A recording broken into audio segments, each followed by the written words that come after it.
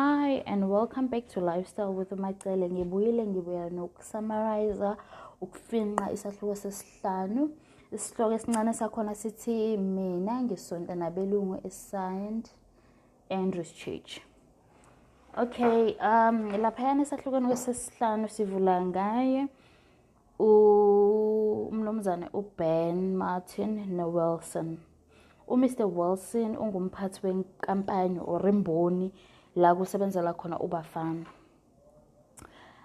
Bese kuthi uBen Martin umfundisi webandla thizeni onesifiso kakhulu sokuthi ahamba ayonceda abantu abamnyama emalokishini ukuthi afinyelele kulabantu ke abamnyama emalokishini nasemakhaya udinga umuntu azokwazi ukuthi axhumane nayo abazana omunye umuntu wabomdabu okwazi ukuthi axhumane nabantu abamnyama bakhona elokishini.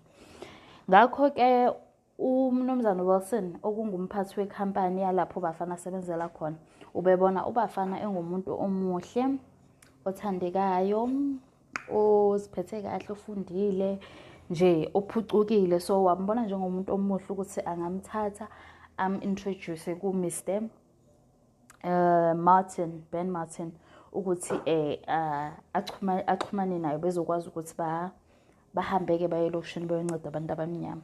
Ngakho kuWilson uyambiza kubafana ke ukuthi eze ke bazokwazi ukuthi baxoxe ngale ndaba. Makafika ubafana lapha ke akasiphoxanga kanjena kubafana ngoba phela ubafana uvele okay uthe bamtshela ke mbikela udaba ke uMr. Ben Martin ukuthi okay nginesifiso sokuthi ngihambe ngiyofisiza abantu emalokishini. Ubafana wayeqhathulula kwathi yena nje akananto emhlanganisa nabantu abamnyama, akazi nje lutho, yena nje uyisontela nabelungu.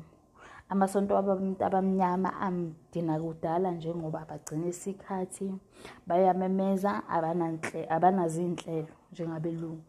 So and into ayithandayo ngabantu abangabelungu ukuthi bayakwazi ukuthi bagcina isikhathi baphinde futhi baba neyinkonzo ekseni baphinde babe neyinkonzo ntambama ukuthi umuntu egcineni uyayikhethela ukuthi khona ukuhamba nini, uhamba ekseni or uhamba ntambama ukuthi abantu abamnyama kusho ukuthi basemlaza bakwenzi ke lokho. So bafana ke lapho kuyabonisa ukuthi yena akakwazi ukumnceda uMr. Ben Martin. uMr. Ben Martin usethi kanti wena uhlobo olunjani labantu ufuna ukusho ukuthi abantu abamnyama wabafundi useyambuza ke ngababhala abathize nabantu abasha amakhothi athize. Ubafana ngoba uthi yena nje ugudu kweze philosophy kodwa ke uMr. Ben uthema kamchallenge emphosa inselelo ngabo kwatholakala ukuthi abomdabu futhi akabafundi ubafana nje empeleni uwumlungu omnyama nje yena kahle kahle. So ngakho ke egcineni ke uyamtshela kuMr. Ben Martin ukuthi hayi ngiphoxekile kahle kahle mina into engiyaziyo ukuthi umuntu noma ehamba emhlabeni waziwa ngemsebenzi yakhe. Ungafunda ube neziqu ezingakanaya kodwa uma ungakwazi ukusebenzisa lezo ziqu nalolwazi olutholayo uma ufunda ukuthi usize abanye abantu egcineni lokho ukufunda kwakho kuyize.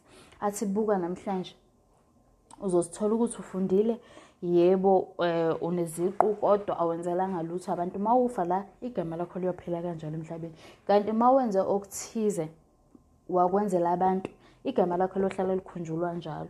So uye washo kuBen ukuthi abantu abafana nobafana bayingozi kabi, abathi babafunda bafundele nje bona bagombele kwesabo bangabi nayo inhliziyo yokuthi bancede abanye.